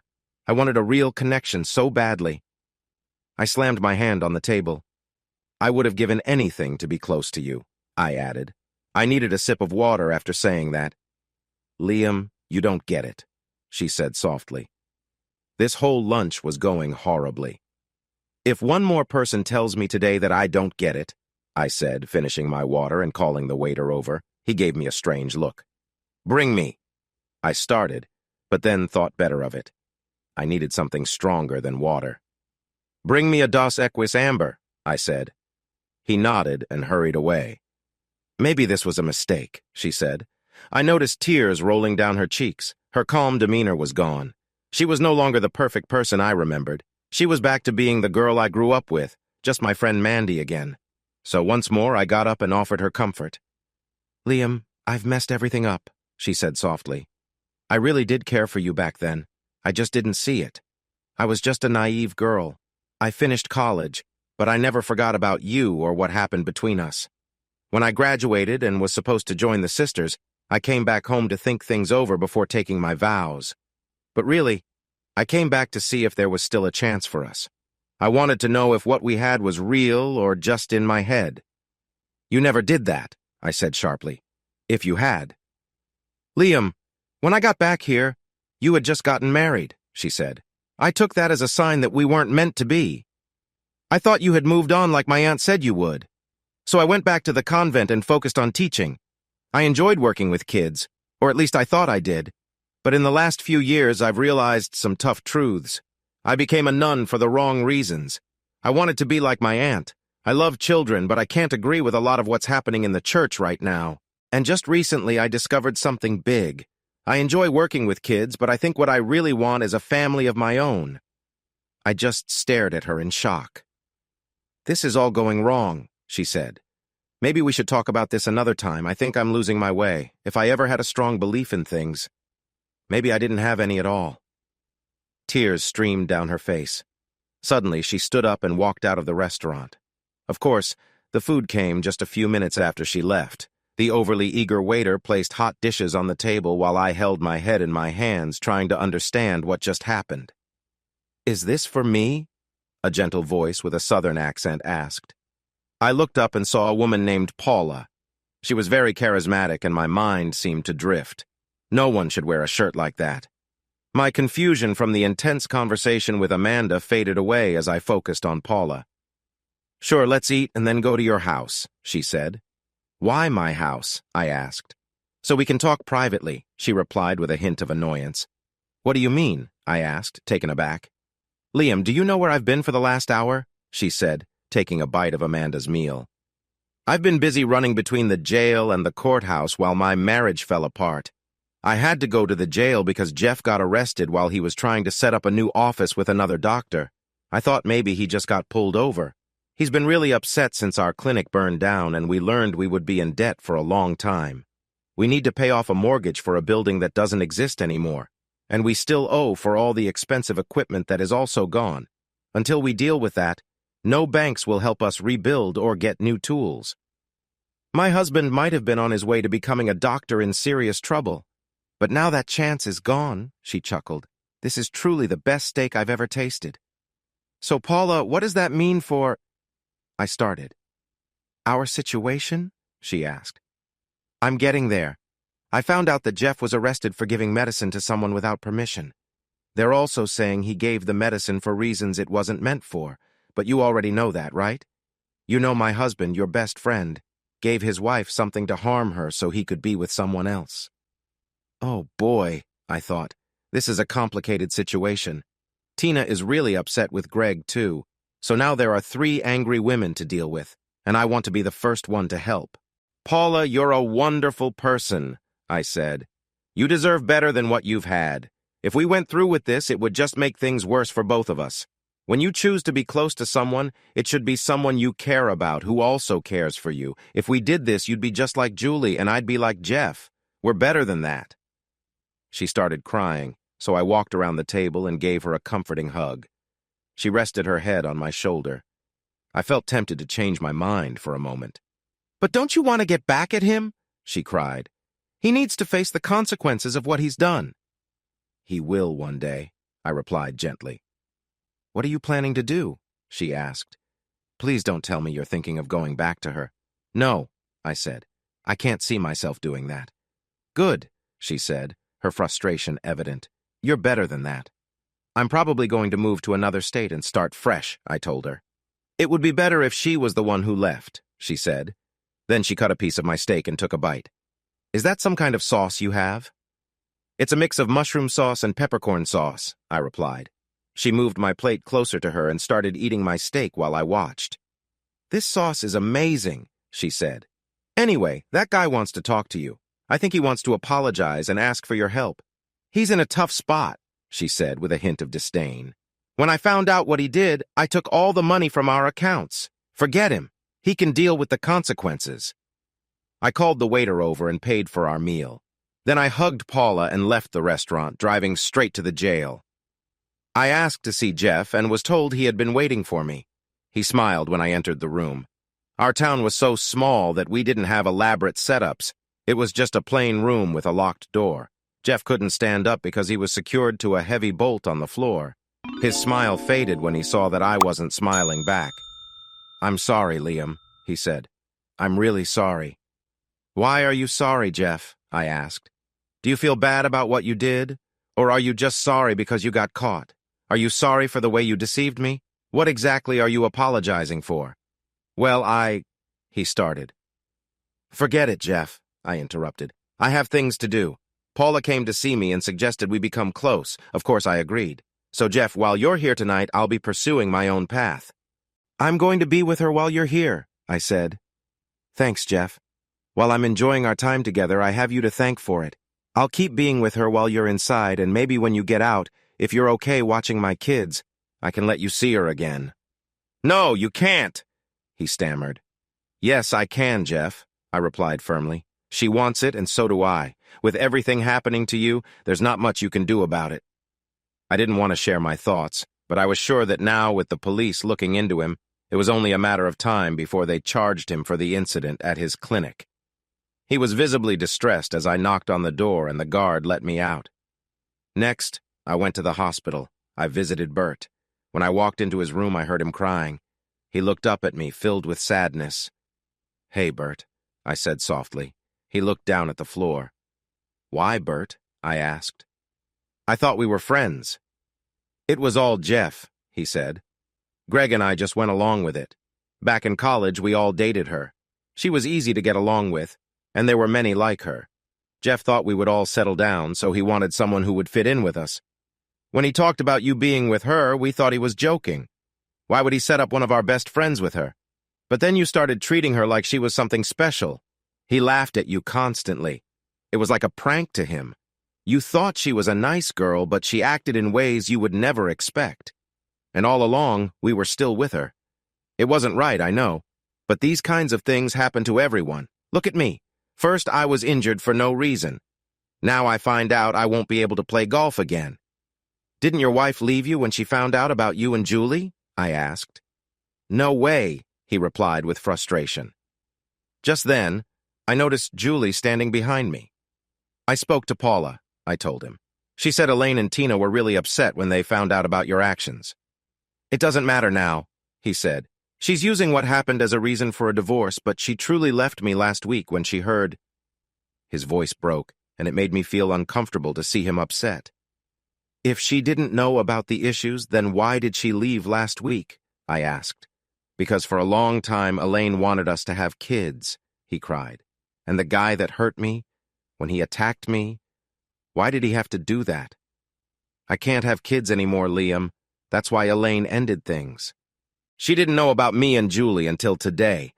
Life has taken everything I cared about. My golf game, my health, my marriage, and my wife are all gone, Liam. Fate has taken everything. At least you can say it was fate for you, I said angrily. The guys I thought were my best friends betrayed me. But Liam, no one took me away from you, Julie said. We just lost some money. You can take the promotion, and we'll save up for a while. We won't go out or take a vacation this year. What matters is that I know I love you for real. I love how you treat me. We can start fresh, and it'll be as if none of this ever happened. The guys are all gone. Jeff is in jail, Bert isn't himself anymore, and Greg has disappeared. What do you mean Greg has disappeared? I asked. Tina came by. She was furious with me. She yelled at me, and before she left, she asked if I knew where Greg was. She checked their bank accounts, and it looks like Greg took half of their money and vanished. Now let's get back to what we were discussing, she said. No one took me away from you, honey. I know this feels terrible, but we can. No one needed to take you away from me, I snapped. You were never really mine. It was all just a cruel joke, but now it's my turn to laugh. So, Tina doesn't know where Greg is? Great. I was really frustrated that Greg had evaded responsibility. Forget about Greg, she said. What about us? What do we do next? There is no us, Julie. We're getting a divorce. My lawyer will have the papers ready soon. We can do a no-fault divorce and just move on. That's the easiest way. I'll keep my cars, you keep yours, and we'll split the money from the house, excluding the money we spent on your lawyers. I believe you should be responsible for that, since it all happened because of your actions.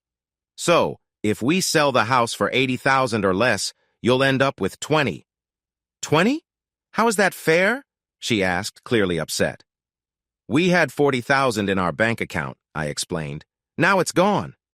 Even if we split it half and half, only half would have been yours.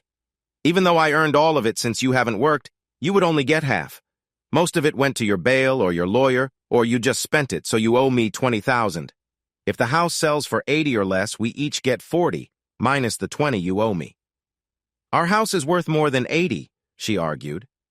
We won't get its full value, I told her. I want to sell quickly and move away. I need to escape all of this and start over where people won't judge me when I walk by. No, Liam, she cried. That's not how this works. We need to go through the divorce properly. I've been thinking about it, and we should try everything we can to save our marriage first. I want us to go to counseling. If that doesn't work, we can try living apart for a while and see what we learn from it. If we're still upset later, then we can formally separate. After a year of that, we can start the divorce process. That's what my aunt did. Your aunt had a lot of problems, I replied sharply. Your uncle didn't support her as he should have. It was unwise of her to put up with that. I'm not your aunt. I'm not trying to fix our marriage. I don't expect you to change for me. You've always had your way of living, and that's fine. I just want you to be with someone else. I'm tired of feeling trapped. Liam, what are you saying? She asked. You were never trapped? What else would you call it? I shot back. You're involved with multiple people. Only 3 of us knew about it. I didn't. Meanwhile, I was the one supporting you and taking care of you. I offered you a home, food, clothes, and stability. I cared for you when you were unwell and uplifted you when you were down. I listened to your problems and managed your chores. I loved you, Julie. I gave you my heart and everything I had. The others had the freedom to be with you whenever they wanted. I bet they never had to hear you say you weren't ready. So how would you describe me? I'd say you're the person who loves me, she replied. You're the person I truly love. And I'm supposed to believe that? I asked. When you told me and our friends that our marriage wasn't real, it wasn't true back then, was it? She shook her head. But Liam, she began. But that doesn't matter, I interrupted. If you don't want an easy divorce, we can do it the hard way. We can file based on infidelity, and everyone in town will know what happened. Trust me, Julie, you wouldn't want that. This is a small town. It's difficult to hide. Your family would be embarrassed, and you would probably end up with nothing. It's better to leave with some money and whatever's left of your reputation. But I really don't want a divorce, she complained. We can make this work. We can be better than before. I'm done with the other guys. I don't care what you want, Julie. We can't fix this because it was never real. You didn't end things with the other guys. They ended things with you. Greg left town. Bert can't do anything anymore, and Jeff will be too busy with his own issues to worry about you. I'll have my lawyer send the papers over in a day or so. Just sign the papers, Julie, and let this go, I said. Once the hospital lets you leave, head to your parents' house. I'll help you get your things before I leave town. I called my boss back and told him to prepare the moving bonus check. I decided I wanted the job in Chicago. A few days later, I drove to Chicago to see the office and hire a realtor to help me find a house. After a tiring trip, I went to visit Julie's parents again. Is there really no way to fix this? Her mom asked, tears in her eyes. I shook my head. I tried to support her through her struggles. I stayed with her even when things got difficult, but this is too much for me. It broke my heart to find out she was not honest with me. The hardest part was realizing that I was not truly loved in return. I will miss you both just as much as I'll miss her, but I need to find someone who genuinely cares for me. We shared a heartfelt hug, and they promised to come the next day with a truck to pick up Julie's things. It was a sad end to what I had thought was a happy marriage. Julie received probation for her charges related to substance use, but she had to go to a treatment program.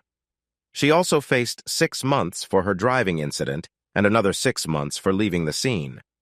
In total, Julie spent almost a year in jail. Melvin then sued her and received $30,000 in damages and reimbursement for his medical bills.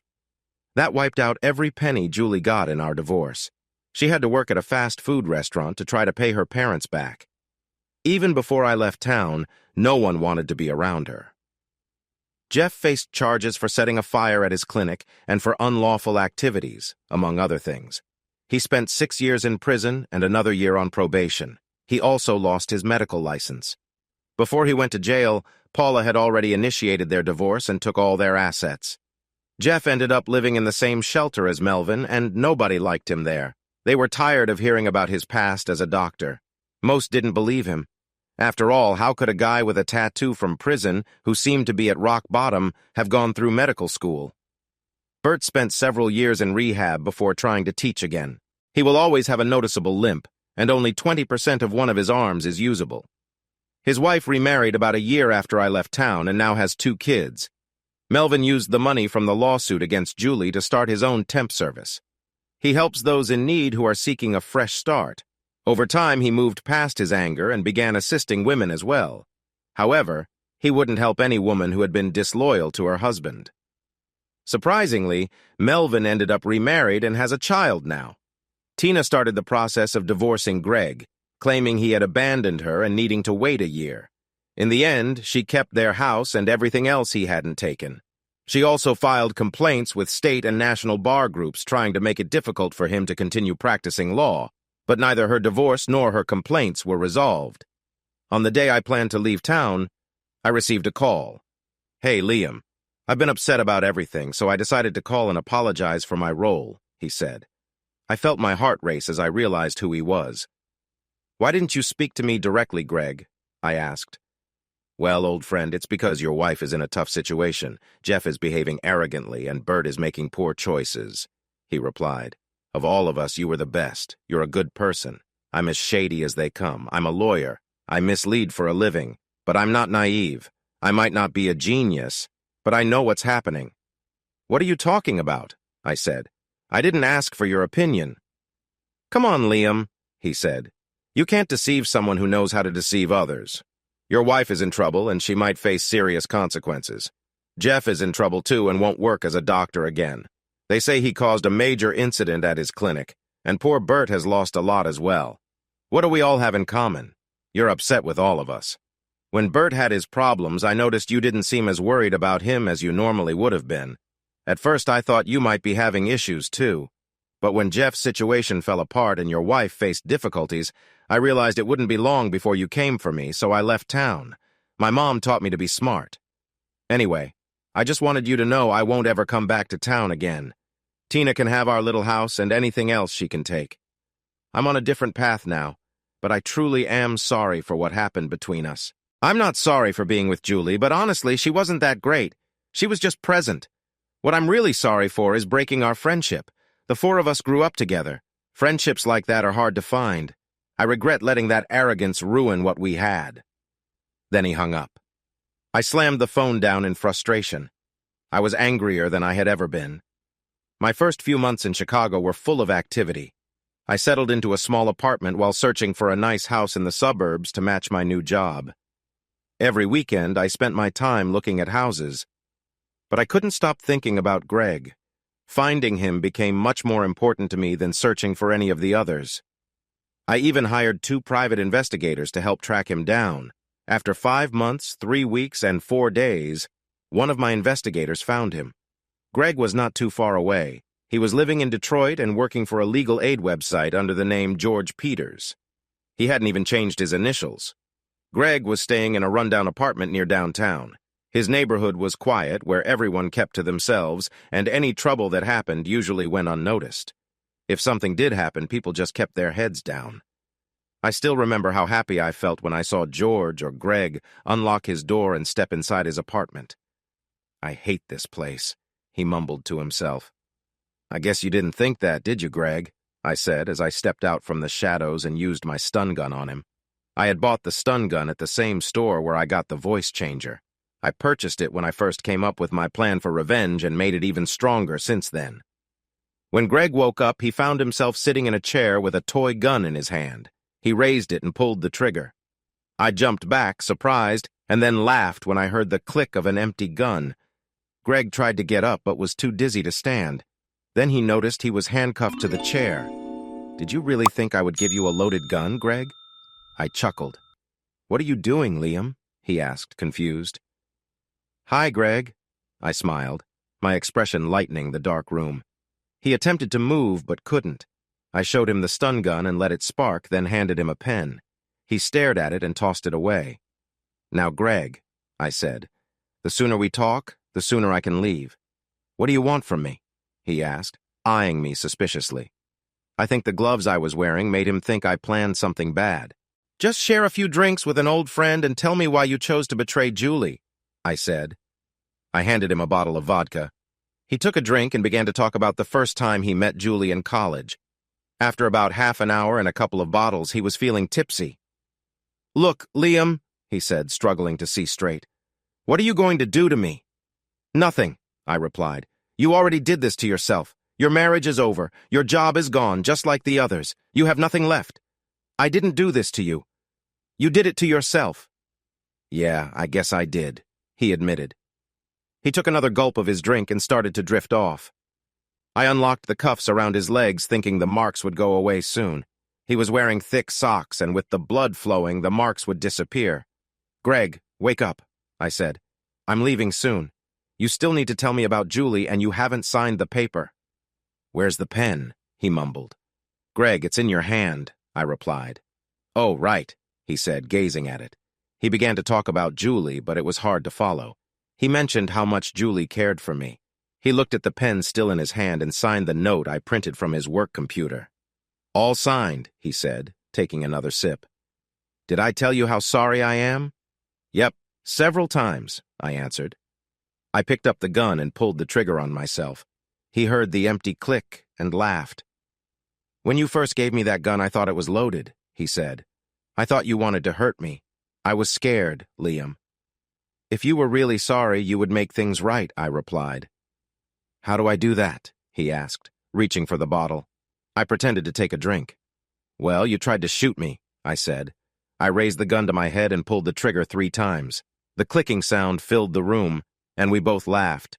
"So everything would be fair," I said. "If you shoot me," he said with a grin, taking another sip. "Nope, that's not it," I said. "You're the one with the gun." As I spoke, I turned the webcam on his computer towards him and slid the clip into the gun. "I have to shoot myself," he said. I stayed quiet and nodded. He picked up the gun and didn't notice the weight of the clip. Just like I did, he pulled the trigger quickly 3 times. The first click was audible, and the silence that followed was loud. I looked around to see if there was anything connecting me to it. Even with my gloves on, I wiped everything I could remember touching and left the room. I knew what I had done was wrong. I had always tried to be a good person. People treated me like I was weak. I hadn't harmed Greg. He had made his own choices. My original idea was to only take away his ability to practice law. But he had crossed me, and now he faced the consequences. I left his apartment building and caught the bus back downtown. From the bus station in downtown Detroit, I took a bus to Port Huron, Michigan. Port Huron is just over 50 miles from Detroit. From there, I took another bus all the way back to Chicago. I chose this odd route just in case someone ever decided to look into it. There's no proof that anyone who looked like me traveled from Detroit to Chicago. The bus ride from Port Huron to Chicago took more than 6 hours. I had a lot on my mind during that time. I kept asking myself if I was still the same person after everything that happened. I used to think of myself as a good person. Was I still good? After all the books I had read and movies I had watched, I thought I would feel sad or regretful. I thought I should be upset about what happened. But honestly, I didn't feel anything. I didn't think tricking that man into making his own choice was a big loss for the world. For me, it just felt like a weight had been lifted. It felt like a chapter of my life was finally over. When I got off the bus in Chicago and took a taxi back to my apartment, I felt happy inside. Stepping into my apartment made me laugh. I had lived there for months and never unpacked. I guess I always knew this place would never feel like home. I had picked 4 or 5 houses I liked, but I still hadn't chosen one. As soon as I closed the door, I noticed my phone had been ringing, but before I could reach it, it stopped. I checked my messages and saw I had 8 calls in the 2 days I'd been away. 4 of them were from Julie. Besides the prison number I memorized, I noticed that the calls came in at 6 p.m. and 8:30 p.m. on both nights. Julie could only call from 6 to 9 each evening. If she called after 8:30, she wouldn't have much time to chat. I also saw a couple of messages from Julie's parents. I liked them, but talking to them was tiring. Each call, no matter how it started, always turned into questions about whether I was ready to talk to Julie. They often mentioned how much Julie wanted me back and how unhappy she was. The other 2 calls were from a number I didn't recognize. Out of curiosity, I called it back. The voice on the phone sounded nice and familiar. There was a new tension in that voice, but I still wanted to talk. "Our last conversation didn't go as planned, Liam," she said. I didn't know what the plan was, so it was hard to follow it, I replied. She laughed. "What I wanted to discuss with you was doubts," she said. "You know that nuns are just women. They aren't perfect. They make mistakes and have to pray for guidance like everyone else." "Somehow I can't imagine you making a mistake," I said. "Well, I did," she replied. "And I made another one with you last time. I actually made 2 of them." "Wow," I replied, sounding a bit sarcastic. "Liam, for the last few years, I felt unfulfilled." She started. "I thought it might have been longer than that," I responded. "You know what I mean," she said. "I just wasn't sure if I was really making a difference or if I chose the right job for me." "Is it like those people in the Peace Corps who go to other countries to help people in need?" I asked. "Then once they get there, they realize they don't really care about it?" They end up just doing their job because that's what they signed up for. Well, it's not exactly like that, she replied. Liam, my first mistake was wanting to ask you something I shouldn't have even thought about. I always believed you were happily married. Mandy, I'm happily single now, I said. What was the second mistake? Not asking you the questions anyway, she said. But I didn't know I had hurt you so much, Liam. After I left the restaurant, I spent the day talking to some old friends about you. Everything they said was true. If you cared for me that much, why didn't you ever tell me? Don't you think I deserve to know? Wow, Mandy, I replied. How could you not know? I was always happy whenever you were around. Besides, you had your whole life mapped out, and I didn't see a place for me in it. From what you said, it seemed like that was what would make you happiest. When you care for someone, you want them to be happy. Watching you leave for the convent almost broke my heart, but I wanted you to do what was right for you. Forget everyone else, even me. She stayed quiet for a while, and I realized I might have been too harsh.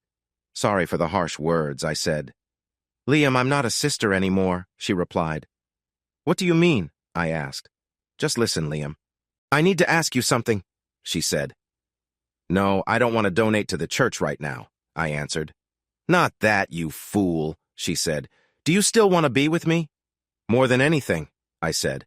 Mandy came to Chicago to be with me, and we never looked back. We quickly felt at ease with each other and knew we were meant to be. We didn't discuss our pasts, so there was no need to hide anything. She mentioned she had seen some things in the church that troubled her, but she didn't go into detail, and I didn't push her. Similarly, I didn't share all the details of my divorce, only the reasons for it. She didn't ask, so I had no reason to lie. We were married less than 6 months after getting back together. We haven't gone back home because there hasn't been a reason to until now. Are you listening to me? Bert's voice pulled me from my thoughts. He sat across from me, talking. Sorry, Bert, I replied. It's a long drive. I must have been lost in thought. I was just wondering something, he whispered softly, looking around to make sure no one could hear us. What were you wondering about? I asked, glancing at my watch. Why I'm still here, he asked. Don't act surprised. I took a long time to understand it too. I know it's all because of you. I thought of many reasons over the years. I thought about fate, bad luck, and fairness. But none of those fit. You had a part in Jeff's life unraveling. You affected his career. He paused when he noticed my shocked expression. I'm not telling anyone, so stop pretending to be shocked, he said. Besides, except for us, everyone's gone. You sent Jeff away and disrupted his work. For someone like him, that was a slow journey. It wasn't quick like what happened to Greg. Jeff's pain lasted much longer. Greg is gone, I said. I didn't know.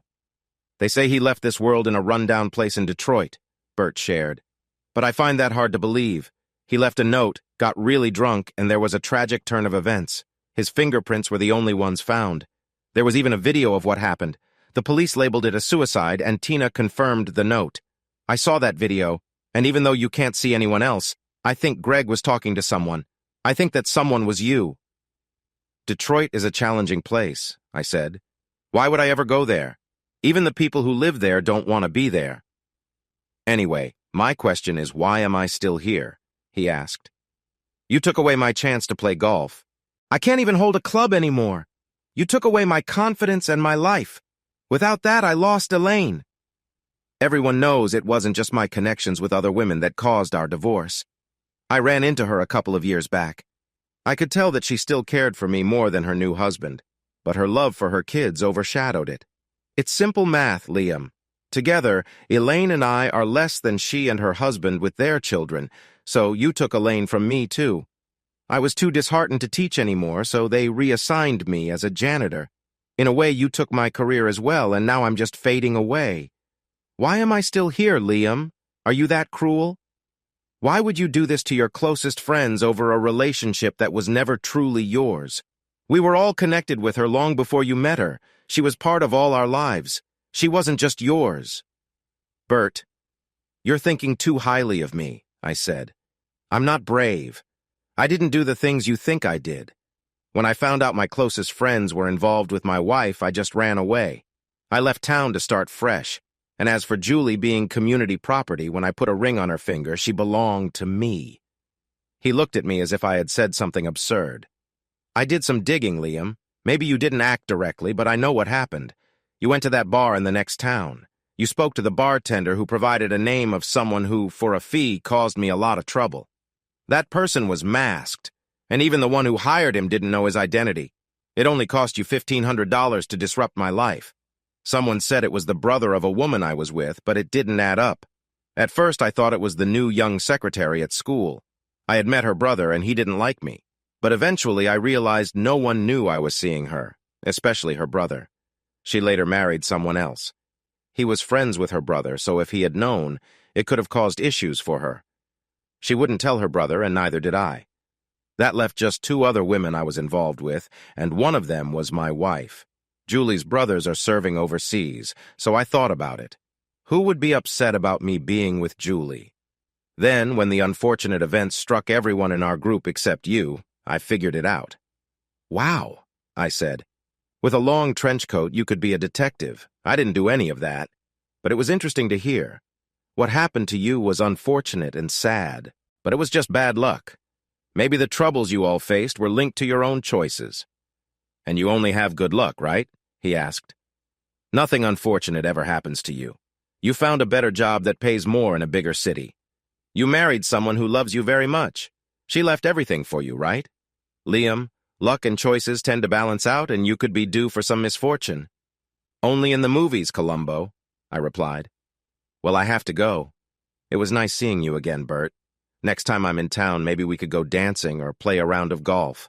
I stood up and left him upset at the table. As I walked away, Julie stepped in front of me. Liam, I just wanted to say how sorry I am, she said. It broke my heart when I saw you get out of that car. Amanda is still beautiful, and your little girl is so cute. I felt even worse because she could have been part of our lives. I think I messed up my chance for happiness, but I really wish I had tried harder with you and me from the start.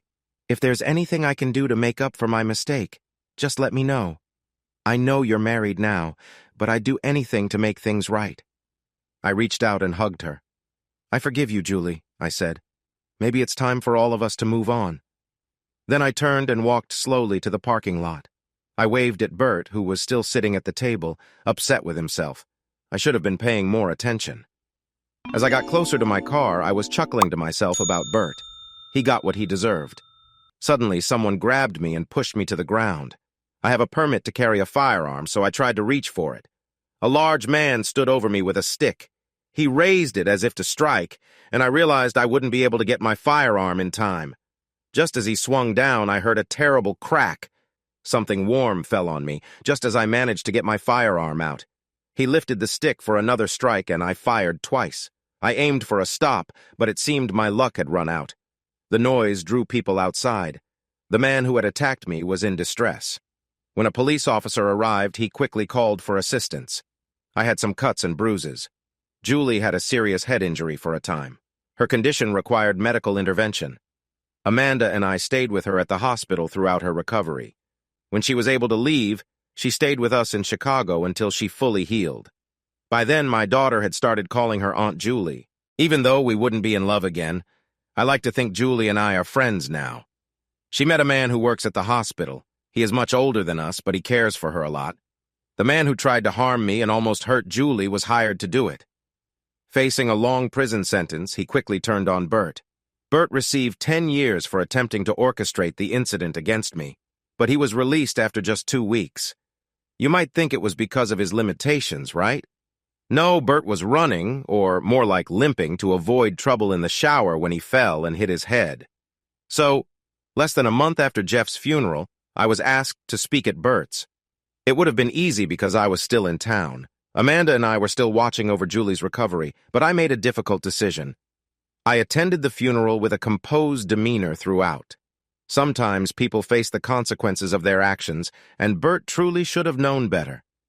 I understand if this isn't a story with a perfect ending, but it's my life, and real life, even when fictional, doesn't always conclude happily. However, it feels like a resolution to me because it's over, and I'm at peace. Everything turned out as it was meant to. Julie hurt me, but in the end, I found the person I always wanted. Hey, audience! If you liked this video and want to keep up with more thrilling stories, make sure to subscribe to Prince Cheating Tales and hit the notification bell. You don't want to miss out on our upcoming adventures. Thanks for watching, and we'll see you in the next wonderful story.